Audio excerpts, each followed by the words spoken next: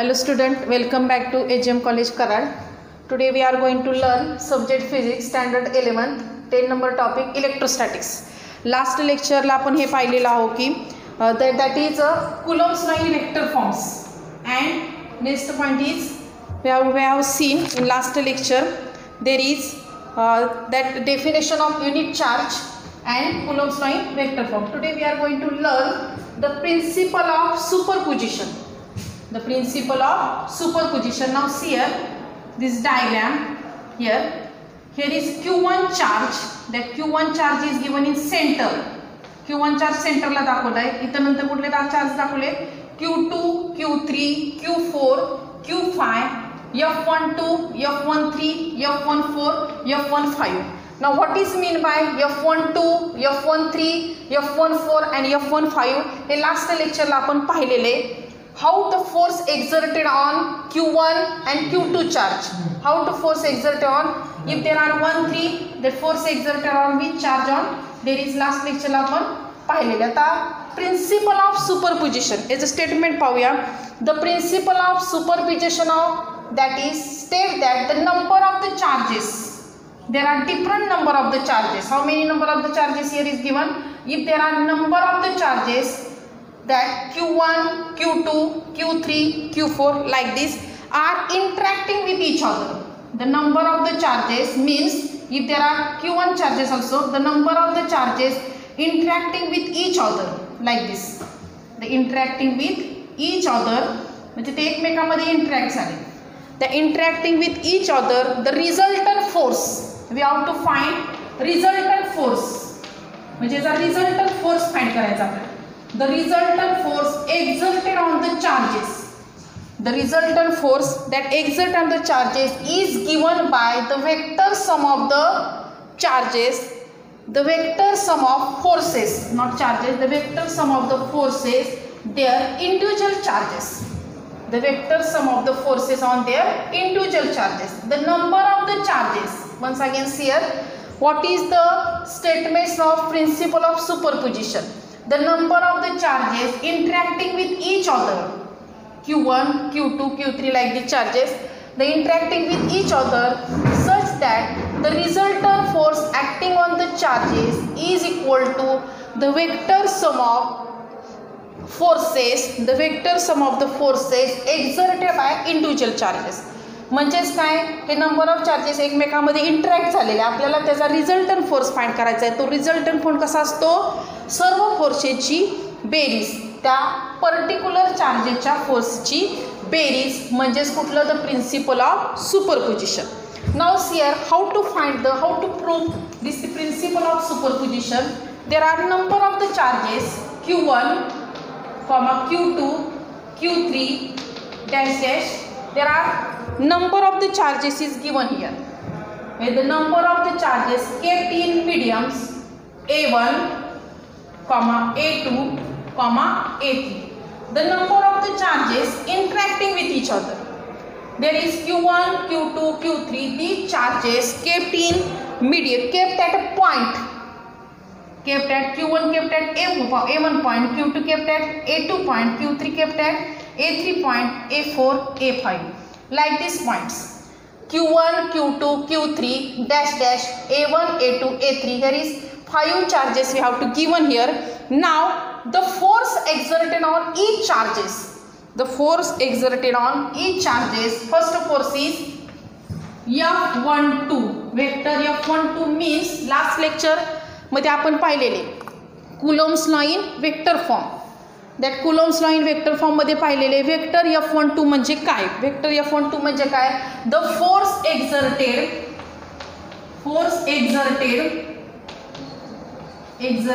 On, कशावर force exerted होतो, 1 म्हणजे Q1 बाय Q2. हा 1 घ्यायचा आणि हा 2, म्हणून कसं लिहायचं, force exerted on the charge Q1 by Q2. Q1 by Q2, the value of F12 is calculated by using Coulomb's law. The value of F12 is calculated by using their Coulomb's law also. The value of F12 by ignoring other charges म्हणजे other charges ignore करायचे. तर फक्त कुठला charges घ्यायचा, Q1 आणि Q2. तर देर are number of the charges आपण इथे लिहिलेले, परंतु बाकीचे चार्ज काय करायचे, इग्नोर करायचे, म्हणजे त्याच्याकडे दुर्लक्ष करायचं. फक्त कुठला चार्ज घ्यायचा, Q1 आणि Q2 करायचा. Like this we have to find F13, F14 and F15. Similar, same ह्या पद्धती. म्हणजेच काय, force exerted on Q1 by Q3, force exerted on Q1 by Q4, force exerted on Q1 by Q5. Because Q1 is centre charge, हे Q1 is सेंटरचा charge आहे, म्हणून प्रत्येक वेळी फोर्स Q1 वर कशावर एक्झर्ट होते, दुसरी फोर्स ॲक्ट होतात. Q1 by Q2, Q1 by Q3, Q1 by Q4, Q1 by Q5. So we have to write here 13, F13 vector, F13 F vector, F4 vector, F5. The total force. Now what is statement of principle of superposition of the charges? The number of the charges interacting with each other, therefore the resultant force acting on the charges is equal to the vector sum of the forces acting on the individual charges. That is the principle of superposition. So we have to calculate the total force. Q1 वर act होणारा force कुठला आहे, F1. Q1 वर act होणारा force कुठला आहे, F1. The F1, the total force F1 on Q1 is equal to, म्हणजे F1 आपल्याला फाइंड करायचं आहे, total force. F1 is equal to vector F1 is equal to vector F12 plus F13 plus F14 plus F15, like this, the sum of other charges. म्हणजे F1 force, F1 हा Q1 act होणारा force आहे, Q2 वर act होणारा force F12, Q1 वरून Q2 वर. The force acting on Q1 by Q2, force acting on Q1 by Q3, force acting on Q1 by Q4, force acting on Q1 by Q5. ह्या सगळ्यांची बेरीज घ्यायची आपल्याला. आता लास्ट लेक्चरला आपण पाहिलं होतं कुलम्स लॉ. त्या कुलम्स लॉ मध्ये F ची व्हॅल्यू आपण पाहिली होती, F1/4πε. ही 1 2 असेल तिथं, तर आपण काय घेतलं होतं, वेक्टर ऑफ 1 2 असेल तर Q1 Q2 upon here R12, here R12 unit vector R12 असं घेतलं होतं आपण. युनिट वेक्टर 2 1, इथं 1 2 असेल तर 2 1 घ्यायचं, 2 1. हे लास्ट लेक्चरला आपण पाहिलं होतं, युनिट वेक्टर 2 1. पुस्तकामध्ये जरा तिथं चूक झालेली आहे, मिस्टेक झालेली आहे. This is correct from here. If F1 by using Coulomb's law, how to find this each value of F12, F13, F14, F15. Then 1/4πε Q1 Q2 R12, Q1 Q2 R12 square, here square, R12 square. Here unit vector 2 1, here if there is 1 2, इथे unit vector 2 1 legs. लक्षात येते का, 1/4πε Q1 Q2 R12 bracket square. 1/4πε common काढलं तरी चालेल, कारण प्रत्येकामध्ये common term आहे ना, म्हणून आपण कॉमन काढूया. 1/4πε कॉमन काढलं, ब्रॅकेटमध्ये काय राहणार शिल्लक, प्रत्येकाला ही टर्म येणार 1/4πε. So we have to take common term here Q1 Q2. Similarly plus here is 1 आणि 3, म्हणून Q1 Q3 upon R13 square. Here unit vector R31, if there is 1 3 with the 3 1 lines, plus Q1 Q4 same as R14 square, unit vector R41 same as like this dash dash dash. समजलं का, लक्षात घ्या. Okay, yes here now इथं आपण Coulomb's law वापरलाय. By using Coulomb's law last लेक्चरला आपण पाहिलेलं आहे. Coulomb's law in vector form, that F12 आहे, त्यामुळे तिथं कसं लिहिलं आपण Q1 Q2 R12 same as if. इथं सुद्धा तेच वापरायचं आपण.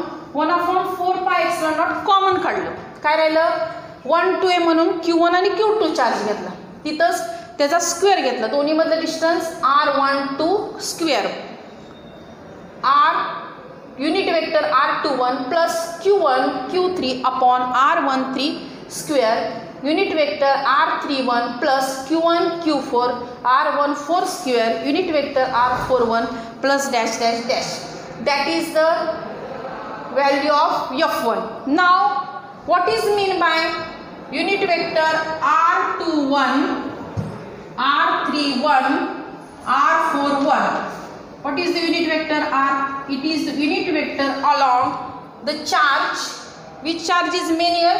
q1 charge is main here, because q1 acting on another charges. The unit vector along q1 by q2 by q3 by q4. Here is q1 is main. The unit vector along q1 by q2 q3 dash dash dash. That is unit vector. Unit vector आपण तुम्ही mathematical method ह्या second chapter मध्ये पाहणार आहोत. What is mean by unit vector, what is mean by vector quantity. This sign used for vector signs. त्याला magnitude आणि direction दोन्ही सुद्धा असतात. त्याला म्हणायचं in vector form. This symbol is cap used for unit vector. Now r12 r13 r14, that is the distance between the charges that q1 by q2 by q3 q4. The distance between q1 by q2 q3 and q4, that we get equation, this equation. There are 5 number of the charges, so we get like this equation. Once again see here. Now what is the statement of principle of superposition of charges? The number of the charges interacting with each other is the resultant force acting on the charges. This one resulting force acting on the charges is vector sum of forces. The vector sum of the forces acting on their charge, acting on the individual charges. म्हणजे हा 1 charge हा 2 वर act होतो, 3 वर act होतो, 4 वर act होतो आणि 5 वर ऍक्ट होतो. त्याला म्हणायचं प्रिन्सिपल ऑफ सुपरपोजिशन. हा q1 हा एक चार्ज आहे, तर कशावर ऍक्ट होते?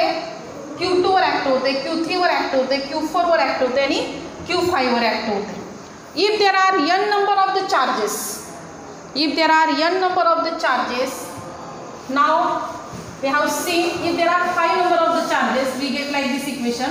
If there are n number of the charges are given there, means q1 q2 dash dash q1 qn, like these charges will be there, then f vector f is equal to f1 plus f12 plus f13 plus dash dash fn. We get same equation. If there are n number of the charges, that we get summation. We can write summation sign. Summation n is equal to, and here fn, n is equal to 1 into n, like this. That is same as it equation 1 upon 4 pi epsilon naught is common. Epsilon naught, so we have to use here epsilon naught. There is space, free and vacuum space, so we can write here epsilon naught. Epsilon naught means there is, if vacuum मध्ये असेल तर आपण epsilon naught लिहितो. That 1 upon 4 pi epsilon naught summation मध्ये सम घेतली आपण सगळ्यांची, म्हणून summation लिहायचं. n is equal to 1 n. here test charge, म्हणजे इथं 2 चार्जेस असतील, 2 चार्ज असतील तरच त्या 2 मध्ये काय होतं आपल्याला अंतर आपण हे काउंट करू शकतो. हा दुसरा एक चार्जेस आहे, ह्याला म्हणायचं टेस्ट चार्ज. ह्या चार्जमुळे मिळालेले charge, because of this charge we get this charge is known as test charge. ह्या दोन्ही मधलं फोर्स, ह्या दोन्ही मधला फोर्स काय ना, q1 q0 upon rn square vector rn square आणि युनिट वेक्टर rn. हे इक्वेशन आपण if the n number of the charges असं लिहू शकतो आपण. Once again, see if there are n number of the charges, we can write vector f is equal to summation n is equal to 1, because n ची value आपण कितीने substitute करू शकतो, 1 2 3, ते कुठपर्यंत सबस्टिट्यूट करू शकतो, n पर्यंत सबस्टिट्यूट करू शकतो. म्हणून हे समेशन हे साइन वापरतो. म्हणून आपण कुठलं साइन वापरले, समेशन. आणि समेशन मध्ये लास्टच इक्वेशन घ्यायचं, हे कॉमन निघते त्यामध्ये 1 upon 4 pi epsilon naught summation n is equal to 1 to n q1, आणि इथं q1 q2 च्या जागेला कुठला चार्ज वापरला वापरलाय Q0 वापरलाय, म्हणून आपण काय लिहिलं तर Q0 RN square vector RN, unit vector RN. आता वेक्टर युनिट वेक्टर RN म्हणजे काय, vector along nth charges, vector directed along nth charges. The unit vector along nth charges, unit vector along nth charges, that is this equation is used for if there are n number of the charges is given, that is the principle of superposition. Now next article is here.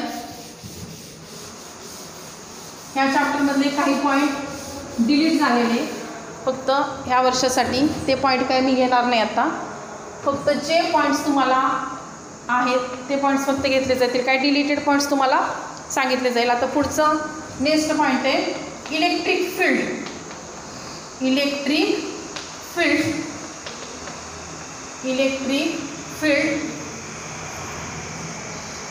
And electric field intensity. Now what is mean by electric field? The electric fields because of any charge, that when charge Q get modified, that when the charge Q gets modified into a test charge, because of this another charge, if there are, this one charge is here, this is medium here, and this charge is interacting with another charge, the space around this charge, हा एक charge आहे, त्याच्या भोवतीचा space, the space around this charge, that charge interacting with any other charge, the presence of any other charge that obtained this area is known as electric field. हा एक charge आहे, हा charge मध्ये त्याच्या भोवतीची area, हे कुठलं medium आहे, हे मीडियम एअर मिळेल, हे मीडियम कुठले, हे फ्री स्पेस आहे. हा तिथे एक दुसरा चार्ज मिळाला, ह्या दुसऱ्या चार्ज बरोबर हा काय झाला, इंटरॅक्ट झाला, हा एक दुसरा चार्ज, हा दुसरा चार्ज वर इंटरॅक्ट झाले, ह्याची डायरेक्शन कुठे आहे, बाहेरच्या बाजूला डायरेक्शन आहे, ह्याची इलेक्ट्रिक. ह्या स्पेस मध्ये जी चार्ज क्रिएट होतो, जी फील्ड क्रिएट होतं, त्याला म्हणायचं इलेक्ट्रिक फील्ड. इलेक्ट्रिक फील्ड म्हणजे काय, for space around the charge or area around the charge, this another charge, because of this another charge, this charge interacting with this charge, we get one of the space around this charge is known as electric field. हा एका चार्जमुळं, एका charge हा दुसऱ्या चार्जमध्ये, त्या रिजनमध्ये असलेल्या दुसऱ्या चार्जवर इंटरॅक्ट झाल्यामुळं तिथं जी एरिया मिळते त्या एरियाला म्हणायचं इलेक्ट्रिक फील्ड. ह्यामुळे दुसरा चार्ज क्रिएट झाला तर जी डायरेक्शन कुठली असते, आउटवर्ड डायरेक्शन असते. ह्या दोन्ही मधलं अंतर कसं असतं, इन्फानाइट अंतर असतं. कसं असतं, इन्फानाइट अंतर असतं. The region around the charge object in which here is produced Coulomb force. Force is produced here. This force in which direction, in outward direction. The space around in which the charge on that charge interacting on the any other charges in this region, that space is known as electric field. Or mathematically we can write force per unit charge. The force, experienced force per unit charge is known as electric field. म्हणजे हा एका charge मुळे जो experienced force मिळतो, म्हणजे तो force मिळतो because of any other charges, ह्या दुसऱ्या चार्जवर इंटरॅक्ट झाल्यामुळे तो फोर्स मिळतो, त्या फोर्सला force per unit charge is known as electric field. अजून एक एक्झाम्पल पाहूया. सपोज हा एक चार्ज आहे, हा एक चार्ज आहे, हा दुसरा एक चार्ज आहे, हा प्लस चार्ज, हा दुसरा 2C चार्ज आहे, 2 कुलम चार्ज आहे, पॉझिटिव्ह 2 कुलम. ह्या दोन्ही मधलं अंतर आहे R आहे. ह्या दोन्हीवर मिळणारं इलेक्ट्रिक फील्ड काय असेल, ह्या दोन्हीवर ऑब्टेन होणारं electric field E is equal to 1/4πε. Here is one charge Q and दोन्ही मधलं अंतर R² येणार. ह्यामध्ये प्रोड्यूस होणारं इलेक्ट्रिक फील्ड हे असणार.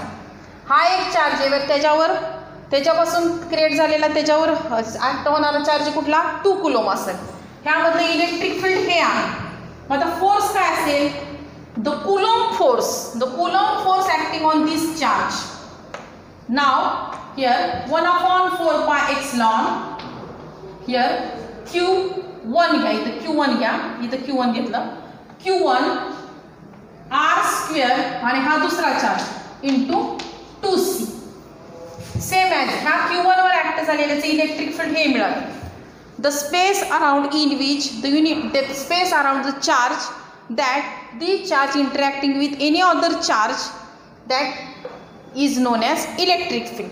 Electric field exit around the charge that presence of other charge. Electric field कधी मिळतं, एका चार्जभोवती दुसरा चार्ज प्रेझेंट असेल त्याभोवती जे फील्ड मिळतं त्याला म्हणायचं इलेक्ट्रिक फील्ड. त्यावरचा फोर्स किती आहे, समजा आपण Q + Q2 घेतलं, त्यावर ॲक्ट होणारा चार्ज R आहे आणि इथं होणारा 3C. मग त्यावर ॲक्ट होणारं इलेक्ट्रिक फील्ड सेम असणार, मात्र फोर्स किती असणार 1/4πε Q2 R² into 3C. Because 3 charge इथे आपण केलं. ह्यामध्ये ॲक्ट होणारं इलेक्ट्रिक फील्ड हे ह्यावर ॲक्ट होणारा force due to direction of electric field.